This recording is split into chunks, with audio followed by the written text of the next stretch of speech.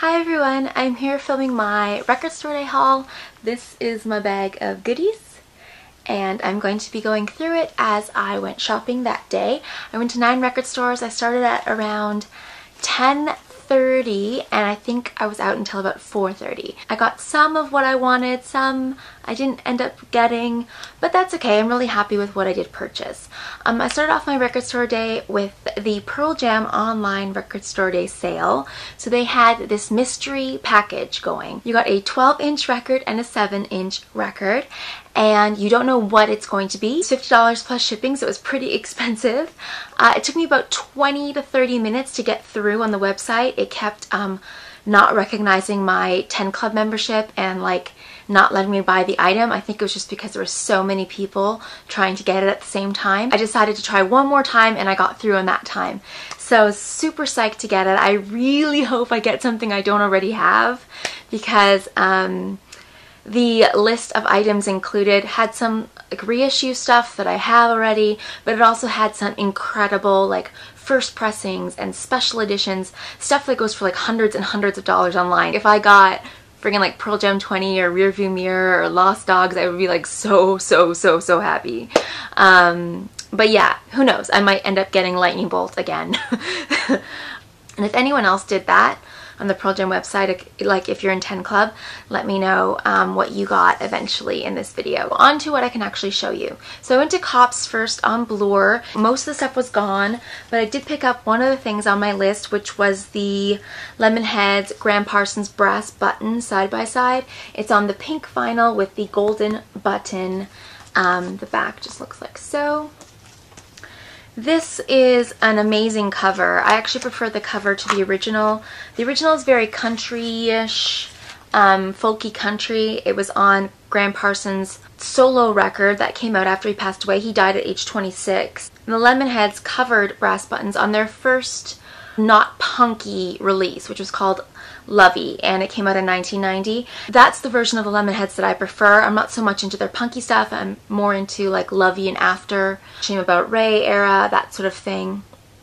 So I'm really glad I picked this up, and I love this cover. It's less country, it's more folky acoustic, and it's really beautiful vocals, so very happy to have that. And that was limited to 4,700 copies. So after Kopp's, I went to Neurotica, which is in Rivers Village in Toronto. It used to be on Queen Street, but it's moved there. I did pick up this Nirvana BBC Sessions 7-inch. Now this is an Italian bootleg, and it has Son of a Gun on it, Something in the Way, and the new wave version of Polly. The record looks like so. It's really nice. This came out in 2012. It was around $12. The Son of a Gun is really cool. It's a Vaseline's cover. It's very punky. It originally came out on Incesticide. It was recorded at the BBC Sessions in 1990. Then Something in the Way, of course, is on Nevermind. A much more mellow, melodic, acoustic-y kind of song. And then the new wave version of Polly is just another song from Incesticide. It's a more faster, heavier version than the version that appears on Nevermind. And that one, again, was on the 1991 BBC Sessions. The record store day thing I picked up was the Foo Fighters from the Laundry Room 10-inch, and this is a bunch of songs that Dave Grohl recorded while he was still in Nirvana in the early 90s, and they became a lot of the demos and things for the first Foo Fighters record. I love the setup of this record. So it's made to look like a little tape deck, and it's got that tape, and it has a little sleeve like so, which is super cute. Only 4,000 copies of this was released. They had a bunch when I went to Neurotica. It's on Roswell Records. The album itself is really nice.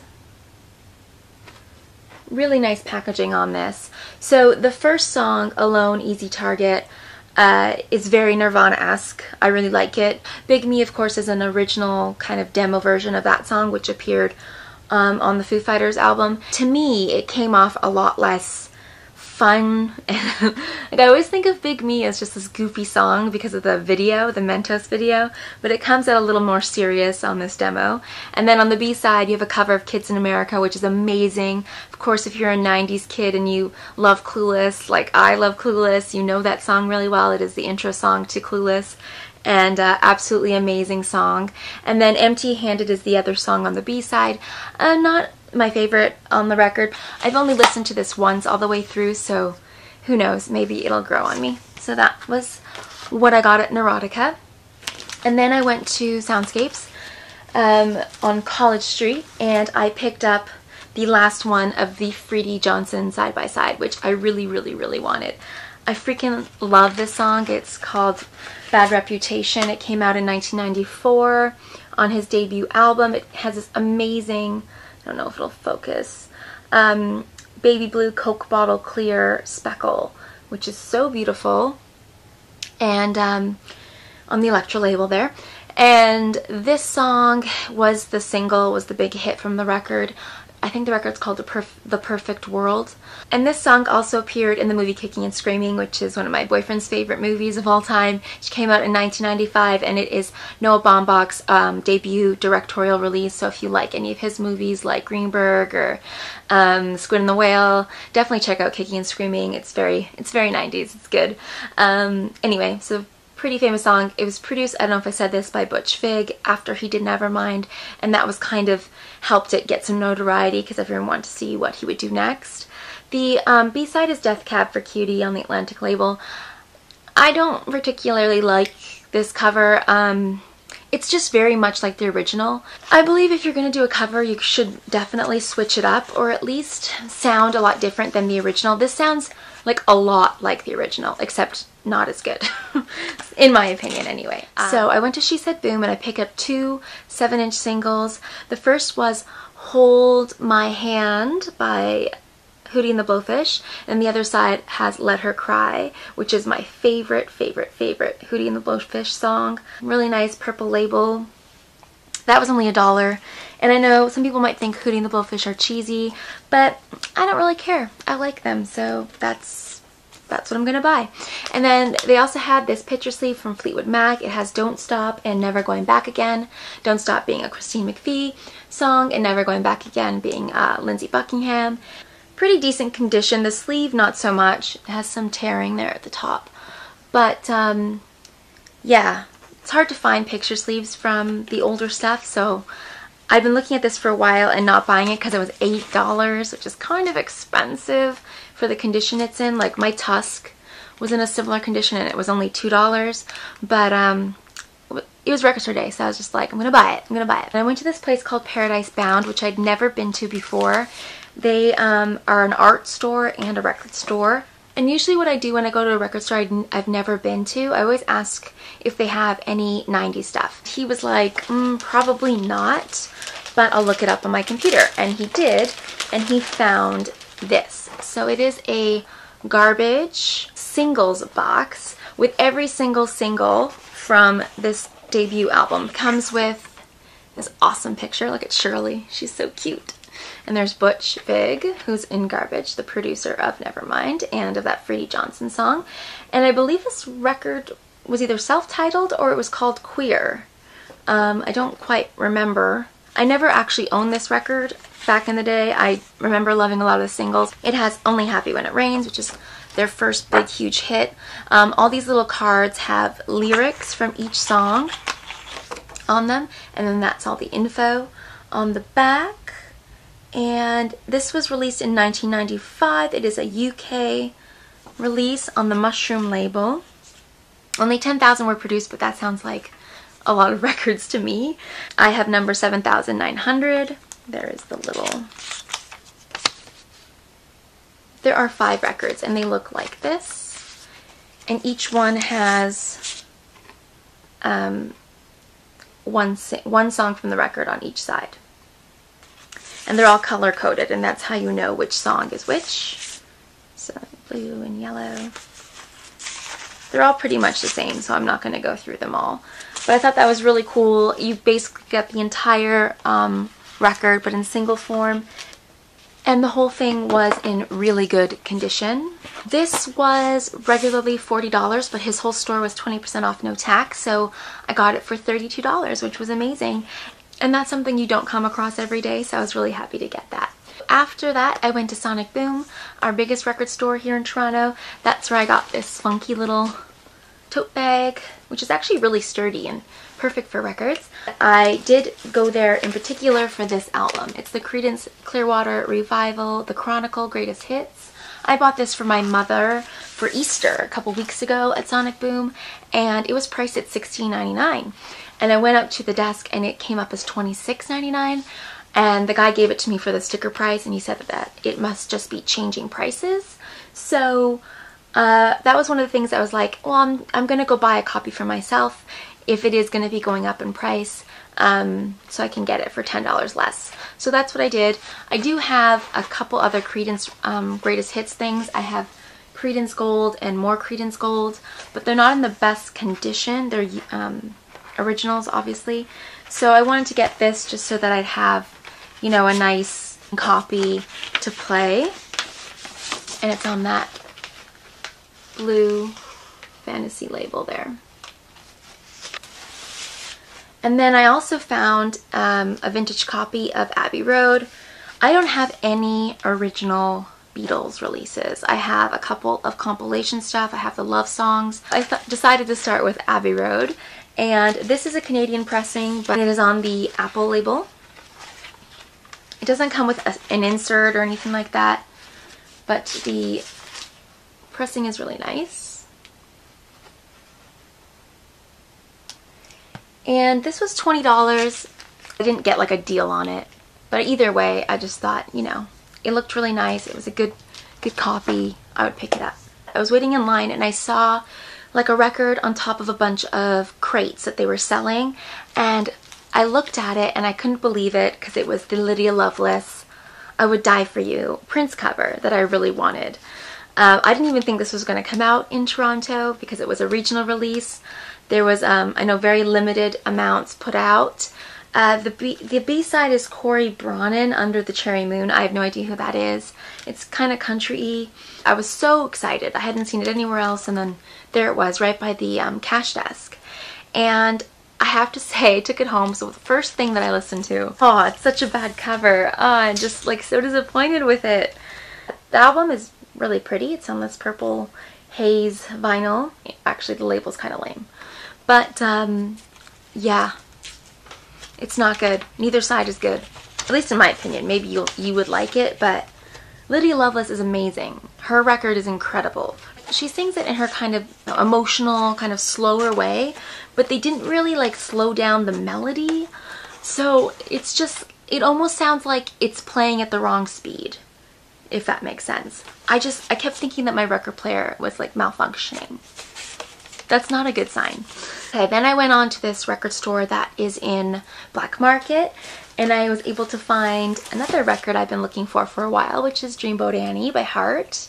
And this is one I saw on Paige Martin's channel. If you don't follow Paige, I'll put her link below. She makes the best videos. She's the most charming, adorable, knowledgeable music vinyl person that I've found on YouTube so far, and absolutely love her videos. I've seen all of them in like the last week. I'm obsessed with her. And she's from Seattle, of course, so it makes me even more obsessed with her. She was playing this the other day, an amazing Seattle group, and I was like, I need that, because I only have Little Queen by Heart, and I have the album that has These Dreams on it. So I got this, and I love the graphics on this. It was $7. Comes with the original sleeve as well. Like this. And this is actually recorded in Vancouver, which is really cool. So it has a Canadian connection as well. And then the sleeve is actually like a plastic sleeve. It's on the Mushroom label. And this is a beautiful pressing. It's really mint. And then it was remastered for the DBX system. I don't know what that is, so please tell me if you know what the DBX system is. I know it has something to do with making the sound quality better, so it's kind of a system that they came up with, but then it never took off. It was like beta. in that sense that like VHS was just like the thing that people did. But it says that you're supposed to listen to this record through the system only, or else it will sound really bad. But I played it and it sounds normal on my record player. So if anyone has any info, please leave it below because I'm very curious. Okay, so then after that, I went to one more record store, which was Kopp's on Queen. And there I was looking for one thing in particular, which I will show you at the end. But I also picked up 2 used items because they were having 15% off the whole store. I got Bryan Adams' Reckless, great Canadian record, huge record from, you know, my growing up. And that's the sleeve there, the lyrics.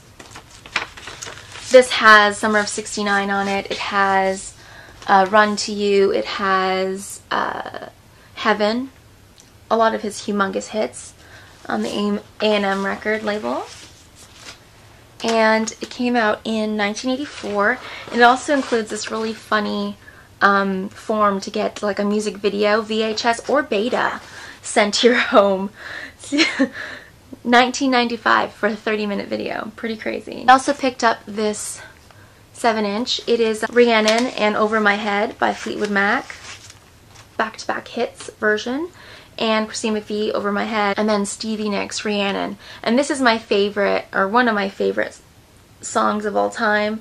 This is the album or the single kind of version. It doesn't include that like roar that Stevie does when she does it live. Although she doesn't do that anymore because I saw them in February and the show was unbelievable. 3 hours of just crazy hits, and the end, like 2 encores. They brought out a grand piano and like Christine McVie did Songbird and it was just like unbelievable. And Stevie did Silver Springs, which is like my favorite song. So anyway, go to the show if you can get tickets. I will link below this live version from, I think it's Midnight Special, where Stevie freaking kills this song, and so does Lindsay.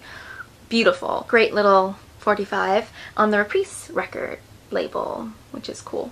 The last thing, the Soundgarden singles box set from Super Unknown, which came out last year for Record Store Day. They had a couple of these left kicking around the record stores in Toronto, and it was going up in price, so I knew I wanted to get it. They had it for $45, but I got it for 15% off. And it has Spoon Man, The Day I Tried to Live, Black Hole Sun, My Wave, and Fell in Black Days. Just like the Nirvana box set I showed you before. These are pretty much all of my favorite Soundgarden songs. I like Rusty Cage. I like Burden in My Hand a lot. But these are probably the main songs that I like from Soundgarden, especially Fell in Black Days, My Wave, and Black Hole Sun. So I'll just show you the covers, and the albums all have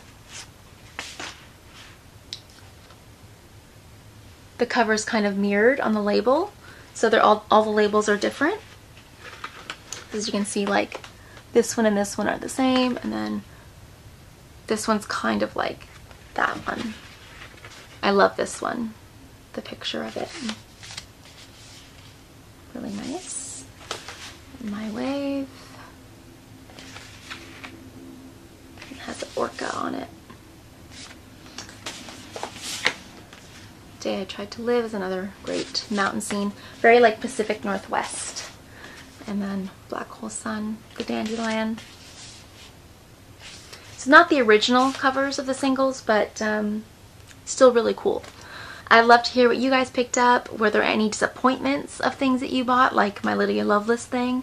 Were you surprised by anything? Like, I was definitely surprised by the Foo Fighters 10-inch. I knew it was going to be something cool, but I actually really am so happy I bought that. I thought it was a great package and really well done, and like a transition of an amazing artist, Dave Grohl, from one of my favorite bands to another amazing 90s band. I just thought it showed that real progression really well. He picked the right songs. So anyway, I hope you guys enjoyed. Bye!